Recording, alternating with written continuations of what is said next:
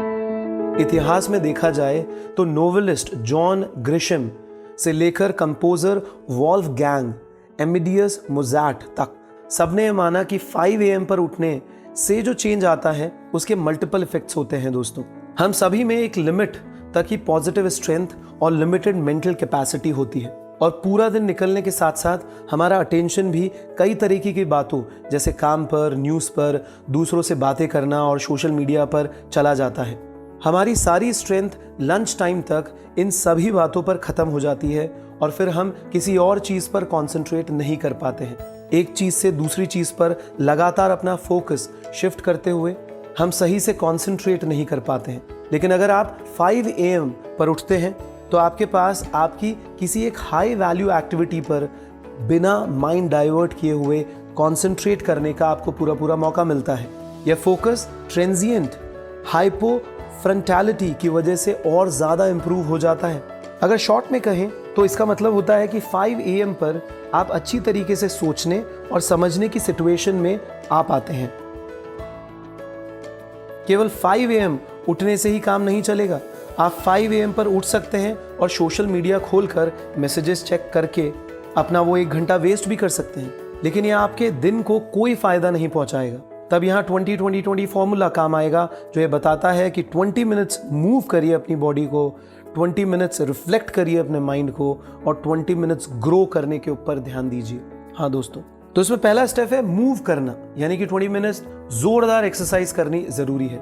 सबसे इंपॉर्टेंट बात यह है कि आपको पसीना आना चाहिए, क्योंकि पसीना बहने से कोर्टिसोल जो कि फियर को बढ़ाने वाला हार्मोन है उससे छुटकारा मिलता है। पसीना एक प्रोटीन BDNF बनाता है, या जिसे ब्रेन डिराइव्ड न्यूरोट्रोफिक फैक्टर भी बोलते हैं, जो ब्रेन सेल को रिपेयर करता है और नए न्यूरल कनेक्शंस को बनाने में भी मदद करता है। तो 20 मिनट्स पसीना बहाने से मतलब है कि आप ज़्यादा तेज दिमाग से सोचेंगे। फिर 5:20 से 5:40 तक, हाँ दोस्तों, मॉर्निंग में 5:20 से 5:40 AM का टाइम रिफ्लेक्शन का टाइम है, जो कि एकदम शांत और एकांत का माहौल होता है। दिन की कॉम्प्लेक्सिटी में फंसने से पहले ही विचार कर लीजिए कि आपके लिए क्या इंपॉर्टेंट है। तो एक जर्नल बनाकर इन सभी चीज़ों को लिख लीजिए। अपनी एम्बिशंस को पूरा करने की बात, अपनी लाइफ में जिन चीज़ों के लिए आप ग्रेटफुल हो, साथ ही साथ अपनी फ्रस्ट्रेशन और डिसअपॉइंटमेंट को भी पेपर पर लिखते रहिए दोस्तों। ऐसा करने से आप अपने विजन को अच्छे से समझ पाएंगे और अपने अंदर से टॉक्सिक नेगेटिव एनर्जी को निकाल पाएंगे। कुछ मिनट्स मेडिटेट करिए।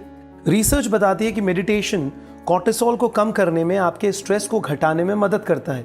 यह शांत बने रहने का एक आजमाया हुआ तरीका है और दुनिया के ग्रेट परफॉर्मर्स हमेशा शांत ही होते हैं।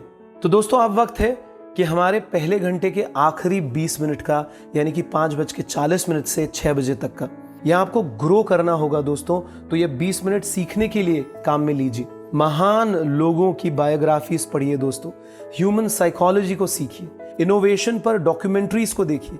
आप हमारी बुक समरीज भी सुन सकते हैं या बिजनेस बिल्डिंग के टॉपिक्स पर ऑडियो बुक सुन सकते हैं। एक चीज जो सभी बिलियनियर में कॉमन होती है कि उनको पढ़ने और सीखने से प्यार होता है। बहुत से लोग आज एडिक्टिव लेकिन खोखली टेक्नोलॉजी और सोशल मीडिया पर घंटों बर्बाद करते हैं। अगर आप जीतना चाहते हैं तो आपको फोकस करने की जरूरत है दोस्तों, सिंप्लीफाई और कॉन्सेंट्रेट करने की जरूरत है।